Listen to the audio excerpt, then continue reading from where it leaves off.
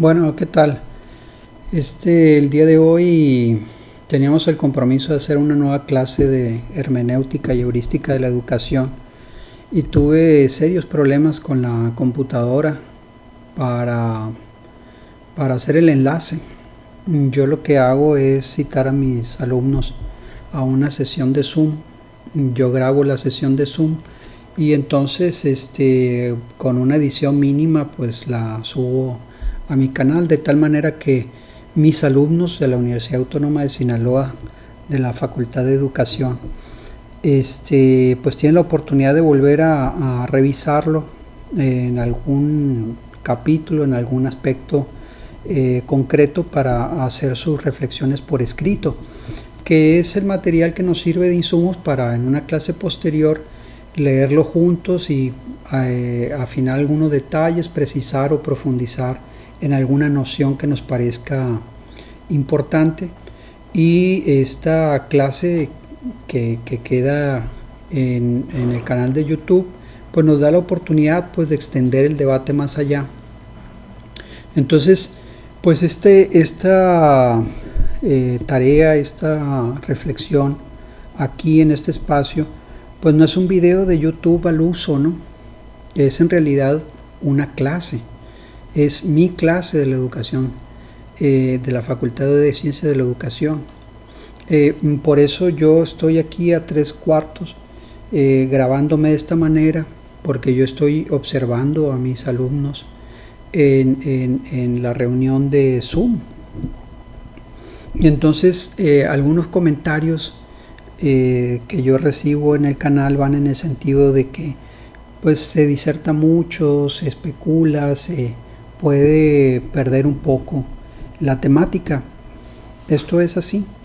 Lo que pasa es que hay gente en una nueva generación, o hay gente que busca un video en específico para cubrir una clase, y entonces busca un video breve, corto, al grano, que de manera muy sinóptica, muy breve, muy sintética, le explique un tema tocando los aspectos mínimos. No solamente mi video no es así, sino que mi pedagogía no es así. Yo no comparto esa visión. No comparto la idea de que cuando tú vas a YouTube y revisas un tema, el objetivo sea pensar lo menos posible. Me parece que es una trampa, me parece que es un engaño, me parece que es un timo de graves consecuencias. Me parece que cuando tú invitas a la gente a pensar en los aspectos mínimos de un problema, la estás enseñando, la estás llevando a un vicio. Encontrar los aspectos mínimos de un tema cuando se aborda seriamente resulta imposible, porque todos los aspectos están fuertemente intrincados en un todo. Y entonces tienes que ayudarlos a reflexionar holísticamente, de manera compleja, en un problema. Entonces sí, puede ser una estrategia mínima, inicial, para abordar un tema nuevo, para el cual no tengan referencias, pero no puede ser esa la escuela, no puede ser esa la pedagogía, porque ya vemos nosotros las consecuencias de esa vamos a decir, enfoque, ¿no? De enseñar lo esencial, de enseñar lo mínimo, de enseñar de manera muy sencilla, de enseñar los aspectos más prácticos, de tal manera que nosotros vamos haciendo el conocimiento más pequeñito, hasta llegar a puras migajas, lo cual pues no te permite entender, no te permite sintetizar todos los aspectos abordados sinópticamente y entender de manera global un problema. Te permite pasar una materia, entregar una tarea, ¿sí? Te permite simular que sabes algo que no sabes, y te permite repetir con un propósito muy concreto, de cumplir un requisito, pero las consecuencias si se generaliza este enfoque, y yo me temo que es un enfoque generalizado por lo menos en la cultura pseudoacadémica, pues nosotros vamos a ver que las criaturas de ese enfoque son muy nocivos. Nosotros estamos viendo ya en este momento algunas aplicaciones que, si se emplean correctamente, pueden ser positivas, pero si se generalizan y se vuelven la norma y se vuelven el paradigma, vamos a multiplicar pues las perversiones, ¿no?, de la práctica educativa. Voy a decirlo así. Podría emplear palabras más fuertes, pero no es necesario ni es mi propósito. Nosotros vemos aplicaciones, por ejemplo, que veía recientemente. Ya saben que Facebook y las redes sociales con un algoritmo van viendo lo que tú observas y buscas, lo que lees, lo que consumes, y entonces te empieza a acercar, ¿sí?, justamente esos contenidos para mantenerte atado de ventana en ventana, de video en video, en ese campo, vamos a decir, pues temático, ¿no? Así son las redes. Entonces he visto una aplicación y otra y otra y otra. Dice, si tú quieres hacer una presentación, pícale aquí y control más la letra tal y te saca la exposición en cosa de segundos. O si tú no quieres leer el libro, ¿no?, ponlo aquí en esta otra página, y en la página te dicen y te ponen 3 conceptos y los aspectos más básicos para que no pierdas el tiempo. Veía recientemente en la misma línea una aplicación en la que podías tomar un video. Me va a disparar en el pie, pero es así. Tú pones el video y lo que hace es pone los aspectos más esenciales en una cuartilla. Porque tú ves el video y te espantas porque es de 1 hora y tiemblas, ¿no? Se te hace la piel de gallina. No, hombre, vas a tener que pensar, olvídate. No hagas eso. Pensar, qué barbaridad. Mejor ponlo en la aplicación y en una cuartilla lees 2, 3, 4, 5 palabras y ya. Imagínense si esto se vuelve la norma, ¿no? Porque pensar es un estorbo, porque te tienes que ahorrar el reflexionar, y porque al final de cuentas hay aplicaciones mediante inteligencia artificial, ¿sí?, que pueden suplir la inteligencia real. O sea, cuidado, porque la situación en términos de la responsabilidad social que supone aprender, conocer, tener un conocimiento vasto, técnico, práctico, acerca de bloques, conjuntos de problemas sociales, lo que significa tener una responsabilidad de gobierno, de Estado, tener la responsabilidad de la formación de las personas, o cubrir determinadas áreas de alto nivel de especialización, como la medicina, la ingeniería, etcétera, etcétera. Pues imagínense poner una persona con la paquetería mínima de conocimientos en su mente. El resultado es el desastre asegurado. Es una cuestión hacia la cual vamos a una velocidad de vértigo sin ningún tipo de cinturón de seguridad, y nos estamos entregando con los brazos abiertos a esa posición. Yo resistiré estoica y heroicamente a esa situación. Es una cuestión en la que no podemos rendirnos, porque imagínense en un cuadro hipotético, estando frente a unos niños pequeñitos en un salón de clases, en lo que los libros se van haciendo más y más breves para enseñarles lo esencial, enseñarles lo más sencillo, enseñarles lo mínimo. Pues lo que vamos a terminar haciendo es entregándole las pastas de un libro y 2 o 3 actividades dentro. Entonces nosotros vamos a presentar un callejón sin salida en el que la mente es en realidad una situación extra, un estorbo, algo que nos tenemos que ahorrar, porque al final de cuentas pues vamos a tener a nuestra disposición de manera omnipresente la computadora para que piense por nosotros.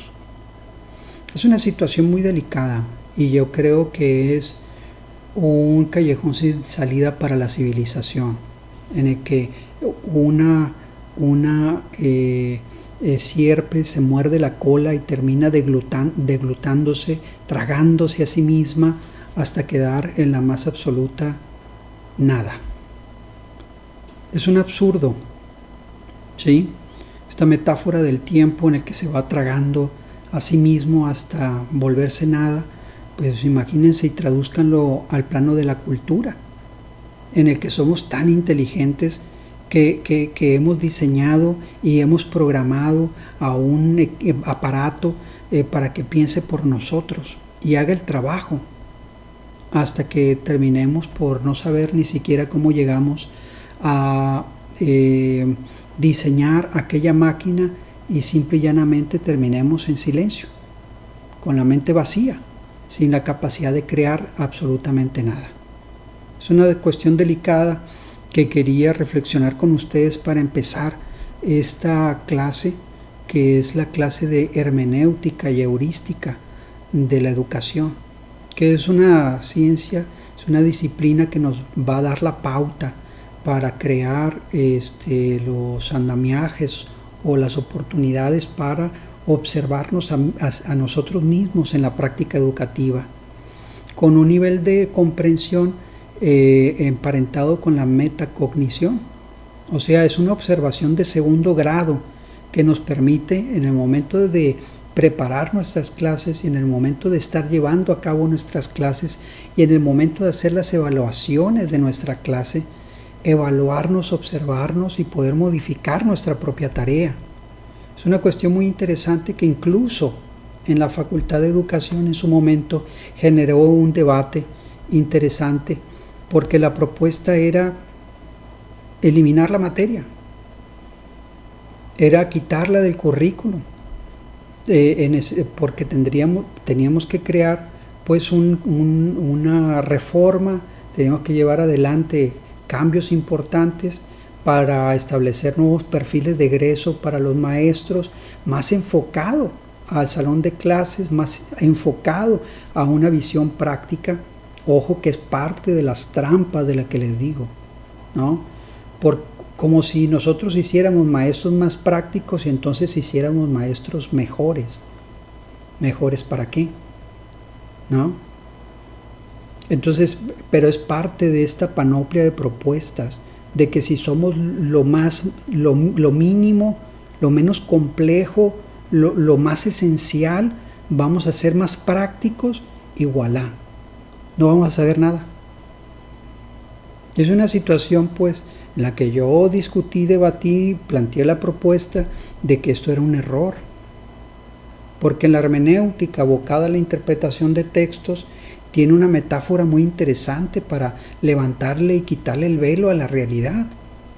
Entender el postulado formal de que la realidad es un texto y de que tenemos que hacerle un cuestionamiento y que tenemos que hacer activamente una interpretación y que esa interpretación es fundamental para una conducta, una actividad, una estrategia para no condenarnos, para no vivir esa realidad de manera dócil, de manera cautiva, sino establecer una estrategia y arribar a esa realidad con una serie de alternativas y de propuestas de intervención.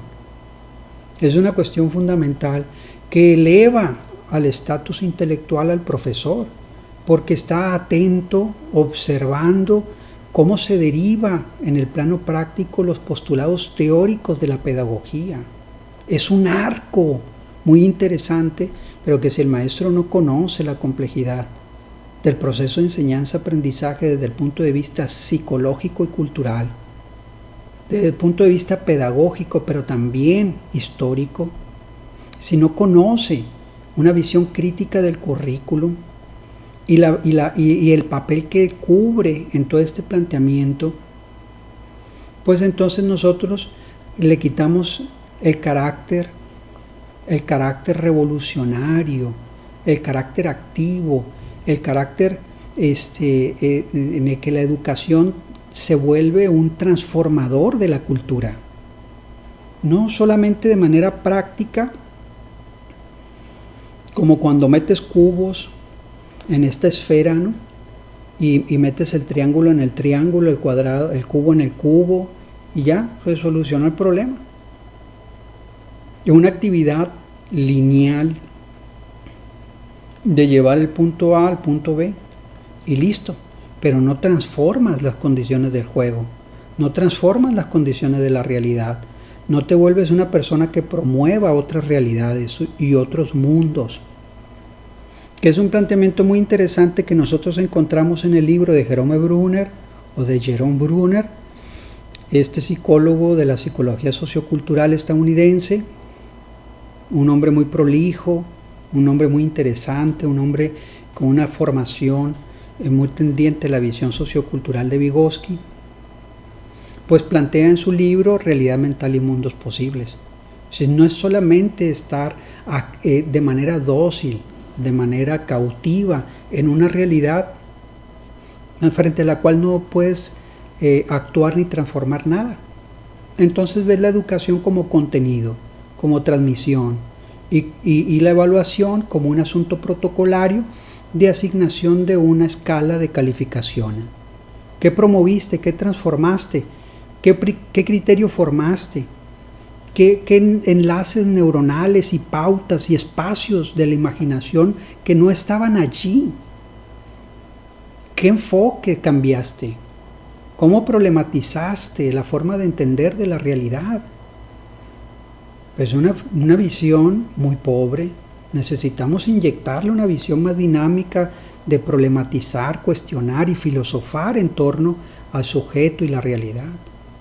Entonces es una cuestión que implica romper paradigmas e inercias. Ojo, porque es importante que los niños aprendan esta dimensión práctica, aprendan contenidos, pero también es importante que cuestionen, que reflexionen, que vayan más allá y que planteen una crítica más filosófica de su circunstancia como seres humanos, de su mundo como seres históricos y de su papel en la creación de mundos posibles.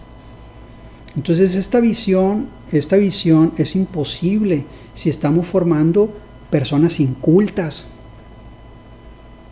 sin la creatividad y la curiosidad intelectual necesarias y sin una concepción efectivamente más humanista del ser humano. Entonces, ojo, porque esta visión humanista sale a raudales ahora por la boca con la propuesta de la nueva escuela mexicana, pero no se comprende el trasfondo filosófico que está detrás del concepto humanista. Esto tiene que ver con una visión del Renacimiento y más atrás con las ideas clásicas de la Grecia antigua, que implica un desplazamiento revolucionario de los dioses a los hombres, planteando su centralidad en el cosmos y aportándole una visión activa a su propio papel en la creación de un mundo que es el propio mundo social. Es una concepción que cambia radicalmente el modo de entender y de entendernos. Y esto no se puede lograr si no se cambia definitivamente el papel pasivo y el papel puramente burocrático del profesor.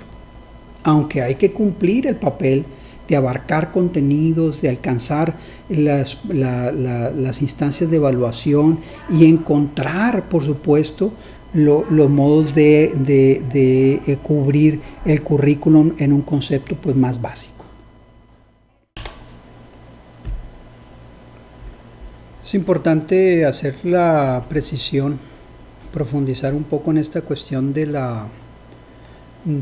estatus del ser humano, del individuo frente a la realidad como una entidad activa, ¿no?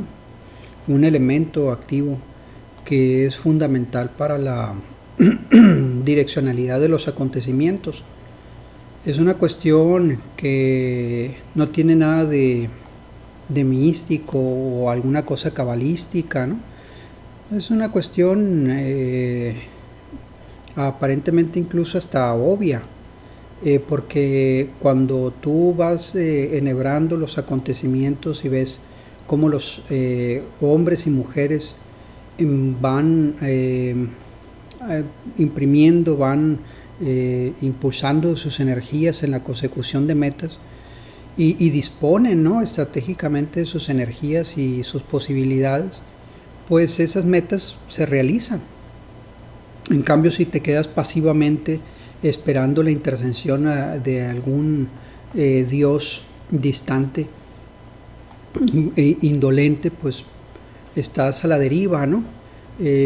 Puede pasar, puede no pasar. Lo cierto es que no se debe a tu entrega y tu voluntad. Son cuestiones que pasan, decimos, por azar o por algún merecimiento moral. La cuestión es que sucedió y no sabes ni por qué, ¿no? Y nosotros no podemos estar en esas circunstancias en el contexto educativo. No podemos decir, bueno, aprendió el niño porque él es muy inteligente y en suma, quién sabe por qué lo hizo. Es una cuestión no solamente reprobable desde el punto de vista ético y profesional, sino que además pues es una actitud que deriva en un sabotaje permanente a la práctica educativa. Hay cuestiones que desde el punto de vista filosófico pues se puede extender mucho uno en la reflexión. Cuando el ser humano consideró, concibió y asumió su papel activo en la realidad. Es una cuestión que tiene que ver con la curva civilizatoria. Es una cuestión muy interesante que a muchos científicos sociales les ha parecido muy importante esclarecer y tiene que ver justamente con la aparición de la civilización y la capacidad de hacer un acopio de conocimiento y de una capacidad técnica y de abrir fronteras temporales no relativas al tiempo, no, relativas al tiempo histórico. Y entonces, porque es una diferencia importante, sutil, pero radical. No hay que confundir el tiempo del reloj con el tiempo de la historia. El tiempo de la historia deja justamente encauzada la actividad humana hacia la praxis. O sea, la actividad organizada que genera realidades, que levanta ciudades y que va transformando en la misma pauta la mente del ser humano. Es una cuestión dialéctica que puede abrir todo un planteamiento de análisis del propio ser humano, y cuando volteas ese análisis hacia la educación, pues empiezas a darte cuenta del papel importantísimo, nodal que tiene el profesor para suscitar, para generar cosas en la mente de los niños. Cómo organizar la mente, cómo organizar la escuela y cómo organizar la práctica escolar es un triángulo importantísimo, y el maestro en ese sentido es el factor fundamental, ¿no?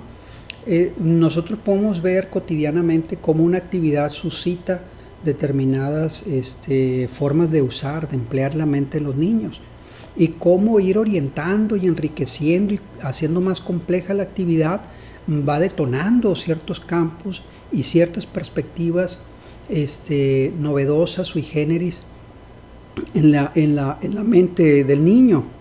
Entonces quiere decir que nosotros suscitamos, provocamos, nosotros somos en este sentido un elemento genitivo esencial, ¿no?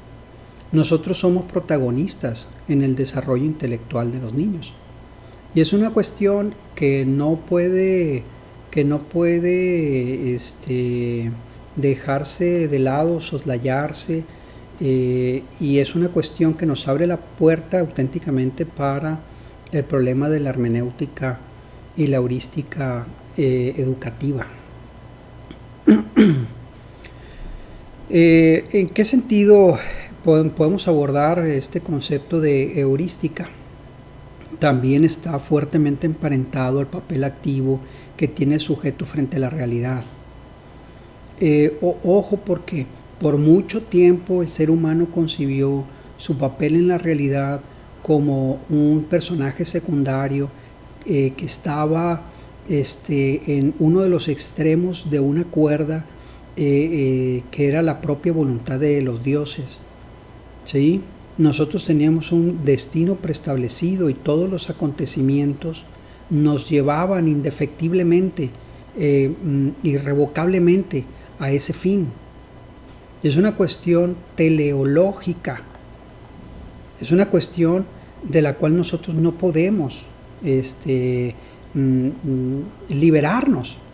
Es una cuestión muy interesante encontrar en el ser humano una condición tan apocada, ¿no? Pero por mucho tiempo el ser humano concibió su situación en el entorno, en el mar del ser, como una cuestión pues derivada. Lo que podía hacerse en todo caso era una serie de rituales y una serie de actos propiciatorios por medio de la súplica, por medio del ritual, por medio de la abnegación, por medio de la dación, ¿sí?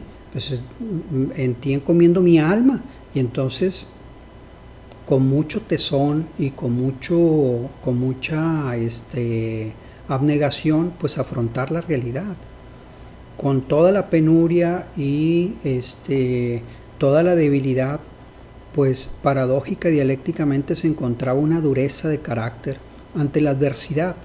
Es la moral cristiana, la moral judeocristiana, que en tiempos verdaderamente apremiantes, dolorosos, en medio de las penurias por hambre o en las terribles pandemias que vivió la humanidad, pues cimbró y creó una fortaleza moral y un carácter pues digno de toda nuestra admiración.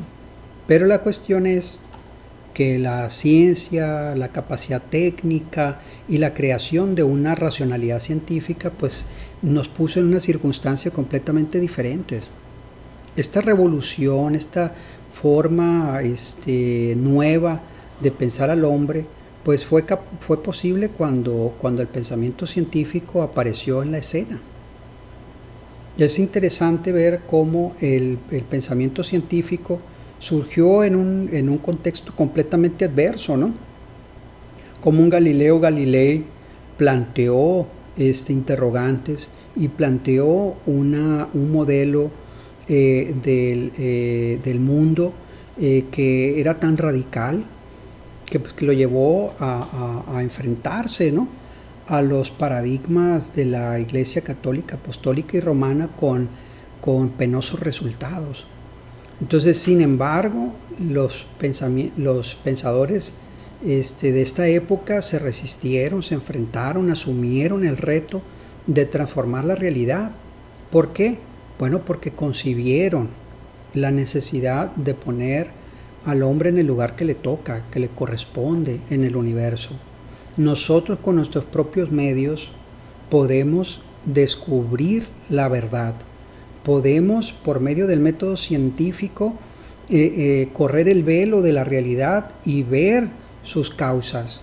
Y entonces podemos descubrir las verdades profundas que se ocultan más allá de la superficie de las cosas.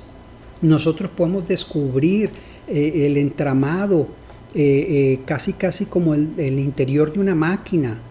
Nace en el siglo XVI el concepto del mundo, el concepto de la naturaleza, el concepto de la realidad como una máquina, ¿no? Habría que, es una metáfora, habría que correr el velo y ver cómo funciona la realidad y cómo funcionan los fenómenos de la naturaleza en una especie de trastelón, como si hubiera allí un demiurgo o algún componente de engranajes y había que ver cómo estaba organizado, cómo funcionaba y cómo se integraban los fenómenos de la naturaleza, ¿no?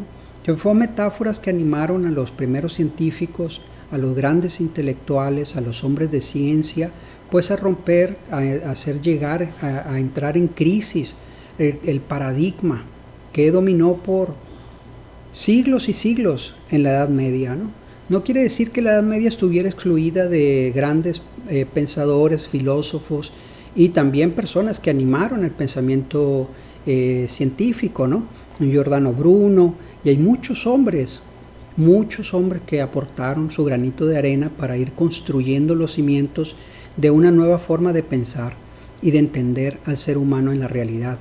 Y es una cuestión que desde el punto de vista de la historia de la ciencia hay que analizar para entender el postulado humanista. Y ojo, porque todo esto nos lleva a una cuestión que tiene que ver con la heurística y con el planteamiento hermenéutico de la educación. ¿En qué sentido? Bueno, que el maestro tiene que entender, que el maestro tiene que razonar, que el maestro tiene que comprender cómo va a organizar su actividad de tal manera que obtenga tales y cuales resultados. No de manera mecánica, ¿sí? No, porque está trabajando con mentes. Y la mente humana es una sustancia, ¿sí? Por decirlo así, muy poética. No tiene una direccionalidad y por supuesto no responde a las metáforas de la máquina.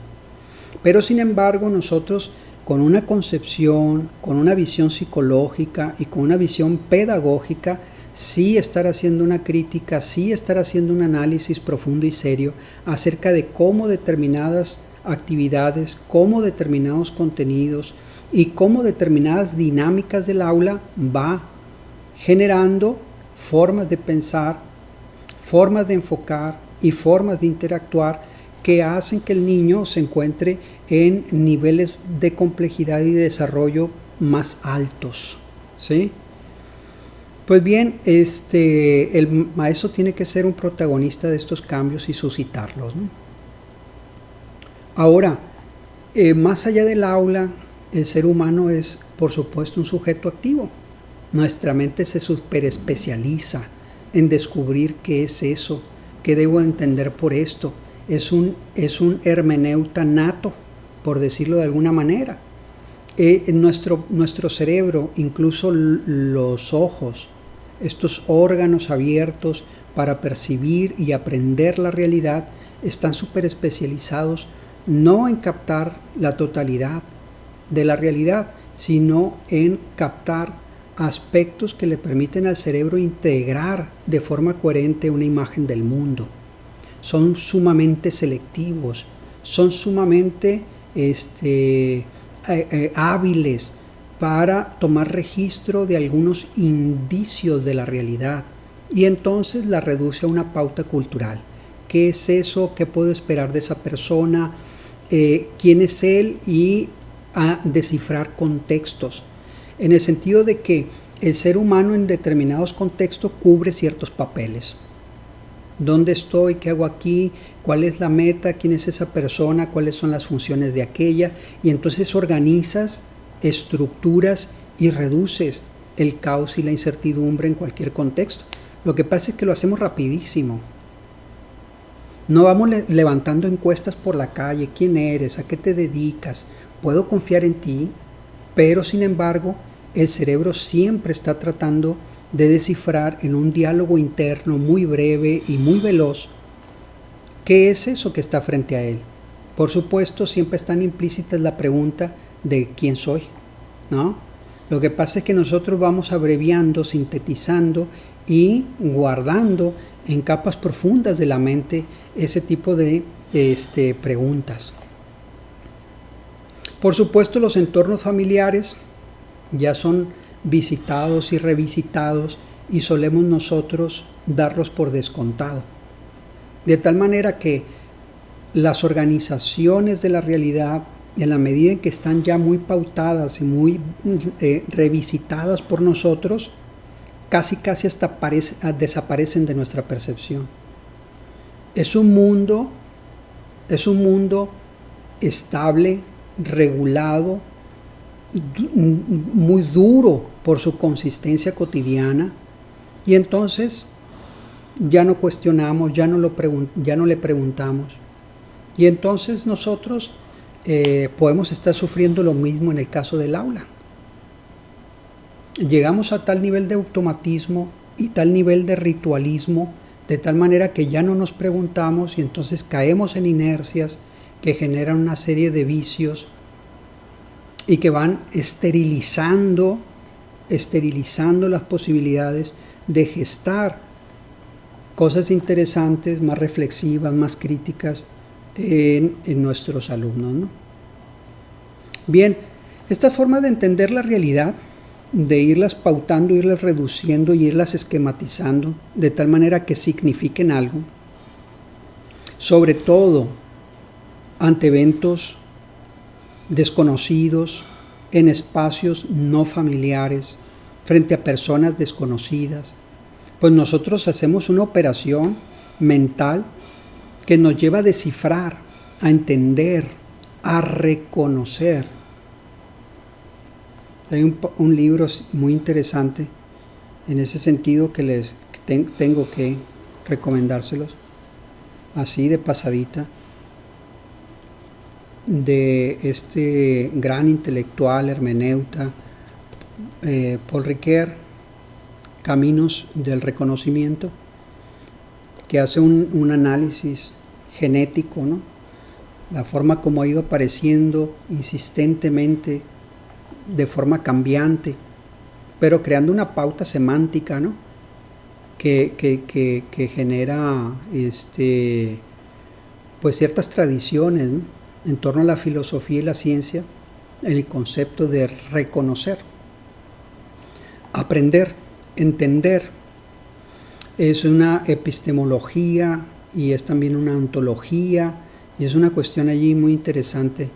Les recomiendo ese libro de este gran hermeneuta, ¿no? Muchos libros hay que leer, hay un universo de conocimientos a los cuales hay que acercarnos. ¿Qué le decía? Bueno, pues es importante entender que nosotros estamos continuamente tocando la realidad y preguntando. Y entonces esa es una actitud heurística, eso es una facultad heurística. Es la posibilidad que tenemos nosotros de reconocer, aproximarnos con sentido y poder aproximar una respuesta de qué es eso que tenemos frente a nosotros. La relevancia de esto no es puramente intelectual, es existencial. Es una cuestión importante, ¿no? ¡Ay, qué curioso eres! No, es que lo hacemos, porque en esas preguntas nosotros vivimos. ¿Por qué? Pues porque según la respuesta es como nos conducimos, y es en torno a esas respuestas y a esas preguntas que formamos una identidad personal y una identidad colectiva. Los pueblos son las preguntas que se elaboran y las respuestas que se aportan. Es la identidad histórica de los pueblos. Es una cuestión muy importante, ¿no? Entonces, cuando nosotros vamos analizando las capacidades heurísticas y las estrategias heurísticas y de comprensión, bueno, pues nosotros podemos irlas clasificando, ¿no? Pero ojo, no solamente podemos clasificarlas según su forma y según su utilidad, según su alcance de verdad, sino que también hay que analizar el hecho de que esas capacidades heurísticas o esas estrategias heurísticas también tienen falencias. O sea que podemos caer presas de la estrategia para comprender la realidad. Y entonces, en lugar de descifrar los secretos y alcanzar una respuesta, lo que hacemos es crear un simulacro y mentirnos, engañarnos. Y es una situación que muy coherentemente con el hecho que es una cuestión existencial, bueno, pues tiene sus riesgos, ¿no? ¿Cómo salimos nosotros de una trampa heurística, de un engaño, de una respuesta falsa? Pues antes que nada debemos de clasificar esas capacidades heurísticas y ver cómo las cosas las entendemos y qué trampas podemos encontrar en esa misma estrategia. Hay un documento que les puedo compartir a este respecto para que ustedes entiendan lo que les digo, ¿no? Permítanme un poco y se los comparto.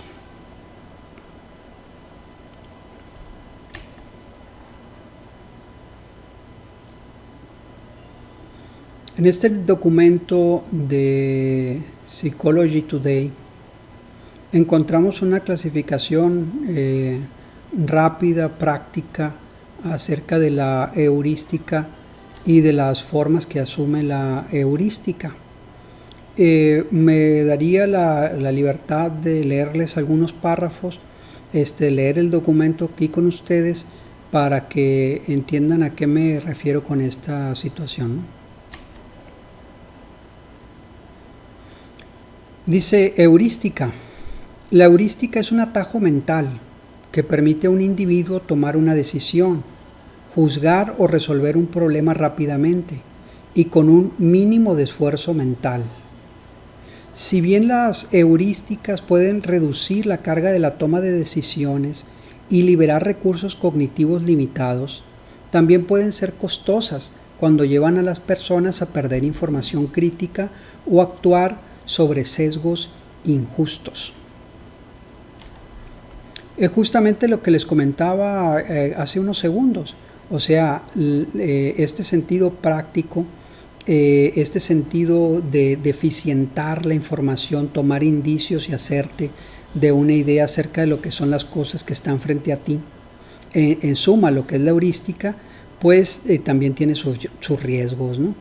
¿En qué sentido? Bueno, que tú te puedes conformar, que tú puedes asumir que tienes un razonamiento completo de las cosas y en realidad lo que tienes es una aproximación superficial de esos eventos. La cuestión es que tú actúas en consecuencia. Y ojo, porque muchas veces allí una lectura equivocada de la realidad nos puede llevar a una trampa del voluntarismo, creer que tenemos la solución y volvernos parte del problema.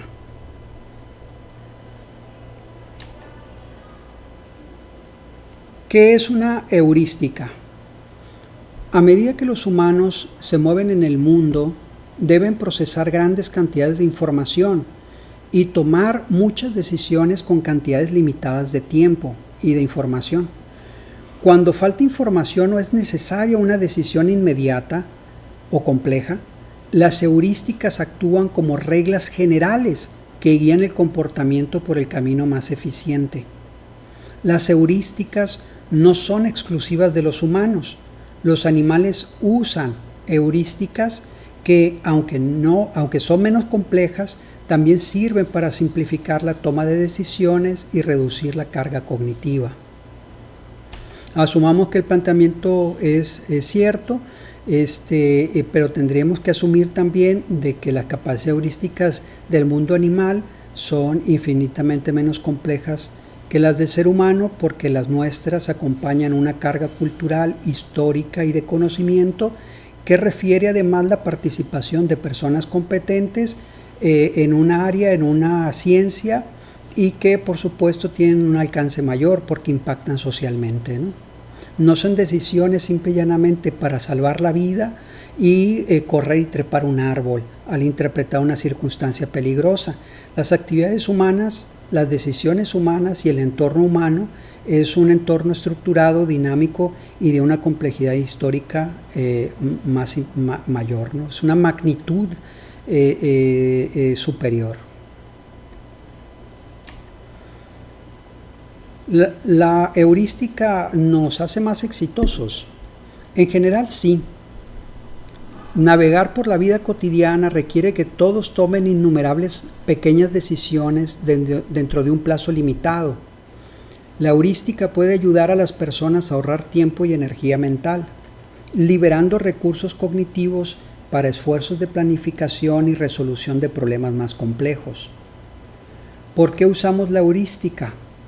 El cerebro humano y todos sus procesos, incluida la heurística, se desarrollaron durante millones de años de evolución. Dado que los atajos mentales ahorran energía cognitiva y tiempo, probablemente proporcionaron una ventaja a quienes confiaron en ellos. Hay que decir que el éxito histórico de la suma de decisiones intelectuales pues tienen su traducción muy concreta en la riqueza material que nos rodea. Nuestras decisiones están coronadas por la riqueza material, por la capacidad técnica de generar herramientas y de acumular energías bajo la forma de todo el entramado institucional, todos los conocimientos que vamos heredando de época en época. Entonces, no solamente son más eficientes y en el plano práctico está demostrada su capacidad para solucionar problemas, sino que ahí está la cultura y ahí está nuestro mundo moderno para recordárnoslo. Aquí vienen las clasificaciones y me parece que es la parte más interesante del escrito, o empieza a subir el tono, y ahí es importante, ¿no?, entender qué formas de heurística encontramos. Diferentes tipos de heurística. El estudio de la heurística fue desarrollada por los renombrados psicólogos Daniel Kahneman y Amos Tversky. A partir de la década de 1970, Kahneman y Tversky identificaron varios tipos diferentes de heurísticas, sobre todo la heurística de disponibilidad y la heurística de anclaje. Ojo. Desde entonces los investigadores han continuado su trabajo e identificado muchos tipos diferentes de heurística, incluyendo heurística de familiaridad. Por el puro nombre nosotros podemos adelantar de qué tipo de heurística nos referimos. Tiene que ver con la forma como nosotros interactuamos con el contexto y con personas que nos resultan familiares y que, por supuesto, por su proximidad, por su cotidianidad, pues nosotros vamos sacando determinados esquemas y vamos entendiendo el mundo de una forma, ¿no? Vamos a ver ahorita qué nos dicen de esta clasificación. Error fundamental de atribución. Heurística de representatividad. Heurística de satisfacción. Y ojo, porque la propia característica de la heurística, lo que le da su eficiencia y su capacidad de ofrecernos un concepto, es también su debilidad. ¿Qué es la heurística de anclaje? La heurística de anclaje o sesgo de anclaje ocurre cuando alguien confía más en la primera información obtenida al hacer una elección, incluso si no es la más relevante. En tales casos es probable que el anclaje conduzca a que las personas se equivoquen. ¿Y por qué razón se da esta heurística de anclaje? Bueno, porque como les decía, solemos darle mayor valor a las cosas que nos resultan familiares. Es familiar, nos resulta conocido, es verdad. Ojo, porque es una cuestión básica que nos permite actuar con sentido y coherentemente en la realidad. Pero podemos encontrar serias dificultades si nos quedamos solamente con esos aspectos en la calidad, al momento de ofrecer la calidad de verdad de una circunstancia, ¿no? ¿Por qué? Pues porque sumamos eficiencia, pero restamos capacidad crítica. En el siguiente punto nos dice, ¿qué es la heurística de disponibilidad? La heurística de disponibilidad describe el atajo mental en el que alguien estima si es probable que ocurra algo en función de la facilidad con que vienen a la mente los ejemplos. La gente tiende a sobreestimar la probabilidad de accidentes aéreos, homicidios y ataques de tiburones, por ejemplo, porque los ejemplos de tales eventos se recuerdan fácilmente. Frente a una circunstancia peligrosa, pues es de la máxima relevancia que tú puedas prever y anticipar accidentes. pero puede también ser fuente de prejuicios, ¿no?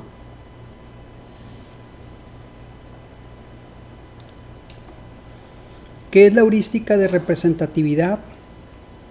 Las personas que hacen uso de la heurística de representatividad categorizan los objetos u otras personas en función de los similares que son a entidades conocidas, asumiendo que alguien descrito como tranquilo es más probable que sea un bibliotecario que un político, por ejemplo. ¿Qué es la heurística de satisfacción? Cuidado, porque es la más dulce pero la más peligrosa, ¿no? La heurística de satisfacción es una estrategia de toma de decisiones en la que se selecciona la primera opción que satisface ciertos criterios, incluso si pueden existir otras mejores opciones. Resultan más cómodas, resultan más próximas, resultan del menor esfuerzo, etcétera, etcétera.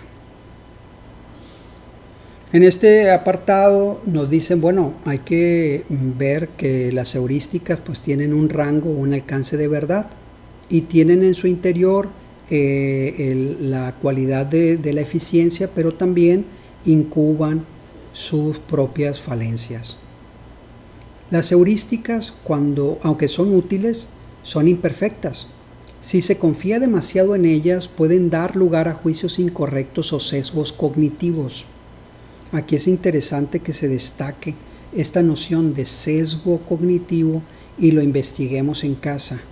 ¿Por qué razón? Bueno, porque hay filósofos que han estudiado y clasificado los sesgos cognitivos y es muy interesante ver cómo opera nuestra mente y cómo nos lleva a callejones sin salida del entendimiento y que muchas veces nos coartan la posibilidad de aprender más allá de lo que conocemos o nos predispone para un debate falso, un debate negativo que no nos permite aprender cosas nuevas cuando intercambiamos ideas con otras personas.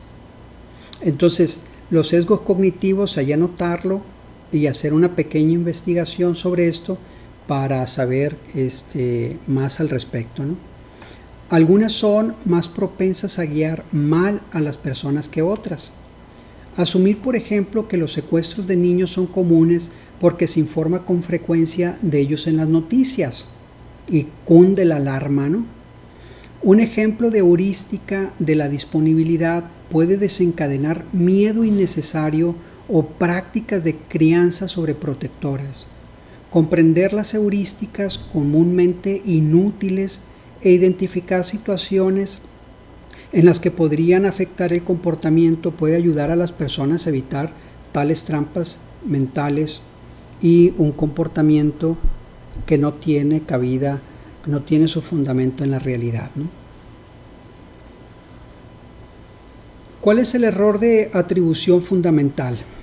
A veces llamado efecto de atribución o sesgo de correspondencia, el término describe una tendencia a atribuir el comportamiento de los demás principalmente a factores internos, como la personalidad o el carácter, al tiempo que atribuye el propio comportamiento más a factores externos o situacionales.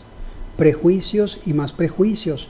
Cuando nosotros negamos la opinión de otro porque decimos que es una cuestión pues relativa a su modo de ser, a su personalidad, y entonces nosotros decimos que nuestras propias opiniones se deben a una visión más objetiva, ¿no?, de la realidad, y entonces discriminamos y apartamos las opiniones, pero es por una cuestión del modo de entender las cosas y no responde a una crítica honesta de las circunstancias.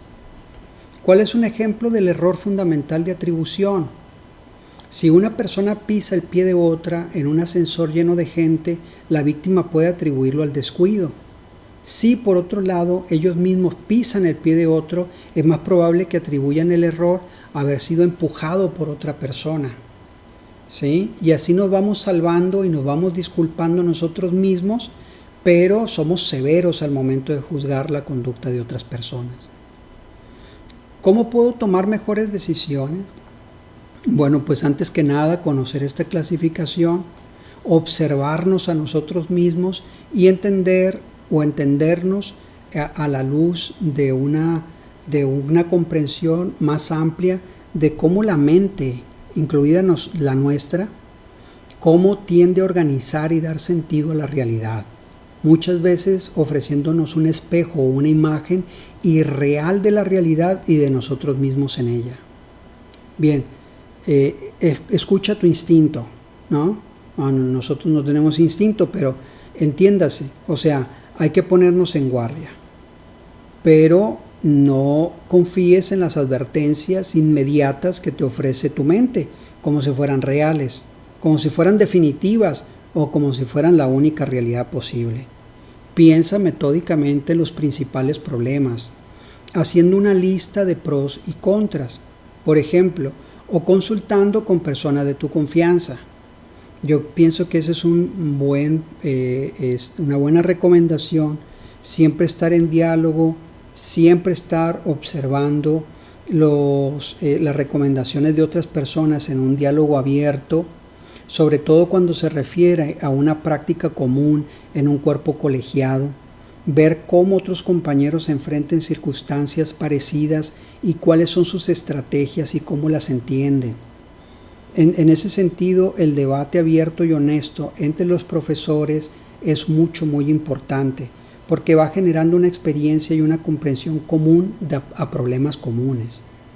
Siempre es importante escuchar atentamente a las personas que nos ofrecen puntos de vista distintos, de tal manera que nuestra propia visión se enriqueza con la visión de otro, con una visión diferente, con una visión opuesta o con una visión que nutre y enriquece nuestra propia visión de las cosas.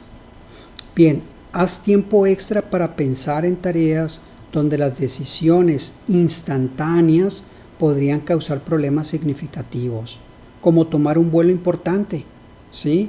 Y entonces tú vas tomando como ciertas imágenes, como si te representaras en tu mente algunas circunstancias imaginarias y tú pones una decisión al frente y entonces tratas de analizarla, de explorarla, de verla como una mirada que capte el entorno, y entonces puedes tener un juicio, ir madurando un juicio, ir madurando una visión más objetiva e imparcial de tu propia conducta, de tus propias decisiones. Y es una visión que por supuesto va a generar una conducta más madura y un juicio más crítico, ¿no? Es importante, me parece que es un ejercicio de honestidad, sobre todo cuando nosotros nos abocamos a nuestra propia práctica profesional. Tendemos a caer en muchas inercias y tendemos a autoelogiarnos con facilidad. Ojo, porque también tendemos a automatizar nuestras prácticas y a no ver. Y es una cuestión crítica, es una cuestión muy delicada, porque pues no es que vaya a garantizarte el fracaso más absoluto. Lo que sí te va a garantizar es un conformismo nocivo. Es muy interesante cuando tú te observas críticamente a ti mismo, adoptas la mirada de otros y puedes elaborar un juicio crítico sobre tu propia conducta. Y en el caso del salón de clases, esto es crítico, es muy importante, ¿no? Porque te lleva a tener una conducta más activa, un juicio más abierto, y te predispones al cambio, a operar otro tipo de estrategias. Y ante los problemas educativos es muy importante pues tener una panoplia, ¿no? Un repertorio de estrategias y estar operando con ellos no caóticamente, ¿no? Como si fuera un juego de cartas que puedes repartir a placer, no, metódicamente. ¿Cuál es el problema que vas a abordar? El español, sustantivos, conjunciones, ¿sí? ¿Cuál es el problema que vas a abordar? La historia de México en la Revolución o en la Independencia. ¿O es un problema aritmético? vas a enseñarle a los niños aritmética resolviendo problemas en clase. De lo que puedes estar seguro de inmediato es que los niños aprenden de maneras muy diferentes. ¿Por qué?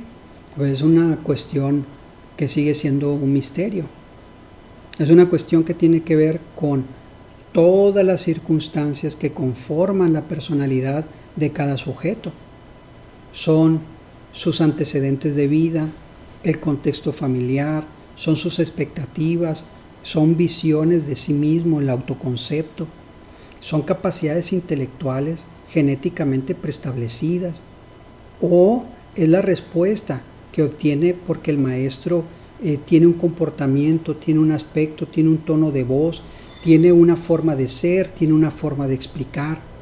Es el contexto material, porque la institución, porque la escuela, porque los horarios, y todo eso va haciendo como una conflagración, y entonces va generando en la mente del niño pues una serie de derroteros, muchas veces misteriosos, para ver cómo él pues llega a la comprensión y a la penetración de un conocimiento de una manera pues muy personal. Conocimiento y persona pues sigue siendo uno de los aspectos más misteriosos de la psicología educativa. Es el momento eureka, ¿no?, en el que el niño descubre y empieza a conectar según sus referencialidades y llega a la comprensión de un conocimiento, pues sigue siendo uno de los secretos de la psicología, ¿no?, de la pedagogía. Y entonces lo que tenemos que hacer nosotros pues es trazar varios caminos, varias estrategias. Y entonces tenemos que ir de manera muy consciente, de manera muy juiciosa, de manera muy crítica, ensayando y trabajando desde distintos ángulos, con distintas estrategias, una y otra vez, un tema, conectándolo con otros temas del libro en otros momentos y con otras materias. Es la importancia de la transversalidad, para darle más referencias, y esta referencialidad pues es importantísimo para alcanzar la comprensión de un conocimiento, ¿no? La heurística abocada a la escuela pues nos debe de llevar a entender si nosotros estamos actuando correctamente y hasta qué punto estamos entendiendo las circunstancias educativas del modo adecuado.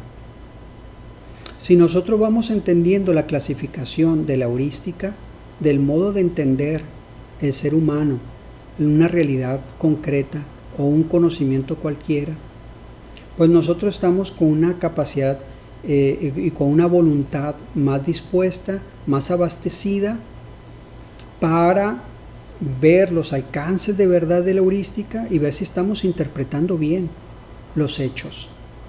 Si no estamos interpretando bien los hechos, pues lo que hace falta es una visión estratégica para operar otra forma de entender por qué el niño no aprende, por qué el niño se distrae, por qué el niño acosa a otros compañeros, por qué el niño tiene problemas más con las niñas que con los niños, por qué el niño se queda dormido en clase, por qué el niño o la niña golpea, por qué el niño sale a cada rato del salón, y las una y mil circunstancias que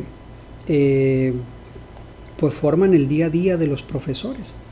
¿Cómo reaccionamos ante ellos? ¿De manera frustrada? ¿De manera reactiva? ¿O de manera estratégica? Ojo, porque en ese sentido debemos entender al menos dos cuestiones. El maestro tiene que actuar indirectamente para conseguir sus metas. Y lo segundo, que somos un factor activo fundamental para lo que viene a continuación. Me parece que esa es una gran lección, ¿sí? Nosotros los seres humanos no actuamos de manera reactiva para alcanzar nuestros objetivos lanzándonos como animales a la presa, inhibimos el acto, lo rodeamos y lo comprendemos. Y una vez que tenemos una hipótesis, una vez que tenemos un modelo en la mente de acerca de qué es eso, actuamos estratégicamente. Eso es una conducta racional y es una conducta culturalmente superior. Entonces el maestro, ante esas circunstancias que lo abruman y que definitivamente abarcan el día a día del profesor, ahí hay que ser muy sinceros. Uno lee los libros de psicología educativa y plantean las cosas de una manera tan tersa que dices tú, ¿dónde está esa escuela? Yo quiero formar parte de esa escuela. ¿Dónde está? Pues es un postulado teórico, porque la escuela en realidad está llena de vicisitudes, está llena de problemas, está llena de seres humanos con una diversidad de preocupaciones y de circunstancias, pues que nosotros tenemos que sortear como profesores desde un punto de vista pues como una capacidad, ¿no?, de trabajar y de generar, de salir más adelante y entonces pues hacer de los problemas una oportunidad, ¿no? Me parece que hasta aquí en el plano de entender la heurística, la capacidad que tenemos de entender la realidad, de reducir a esquemas de entendimiento un contexto complejo y dinámico para acercarlo a nuestra forma de comprender, cómo podemos reorientar la heurística hacia la clase. ¿Para qué? Bueno, pues para ver cómo está pautada, en qué tiempos la clase va cubriendo, ¿sí?, una organización, cómo se orienta la clase, cuándo comienza la clase y en los momentos de interacción, ¿qué sucede? ¿Qué sucede? ¿Cómo ir clasificando los momentos de interacción profesor-alumno? Y entonces ver qué tipo de pautas y de conductas y de interacciones nos dan mejores resultados, para qué materias, en qué contenidos, con qué niños y cómo organizar y propiciar determinados contactos entre ellos de tal manera que nosotros podamos sacar todo el provecho a la actividad escolar. La heurística debe de llevarnos pues a esta visión observadora y juiciosa para obtener los mejores resultados en nuestro trabajo. La invitación cuando uno ve la heurística abocada a la educación se trata justamente de eso, ir elaborando un juicio crítico que nos ofrezca las distancias, las abstracciones necesarias para evaluar, juzgar, criticar la realidad, con nosotros incluidos, y por supuesto trazar caminos nuevos para obtener mejores resultados en nuestro trabajo. Me parece que esto nos ayudaría a cerrar los propósitos de la clase. Ya saben que esta clase se sube al canal de YouTube. Hay que hacer un trabajo, una reflexión. Les mando este artículo e igualmente pues se hace un resumen. Será insumo para nuestras clases cuando volvamos a clases presenciales y ahí animar el debate y la discusión. Es muy interesante cuando pensamos en la escuela y entendemos que la escuela es un escenario que creamos juntos. ¿De acuerdo? Muchísimas gracias, cuídense mucho, les mando un abrazo y hasta pronto.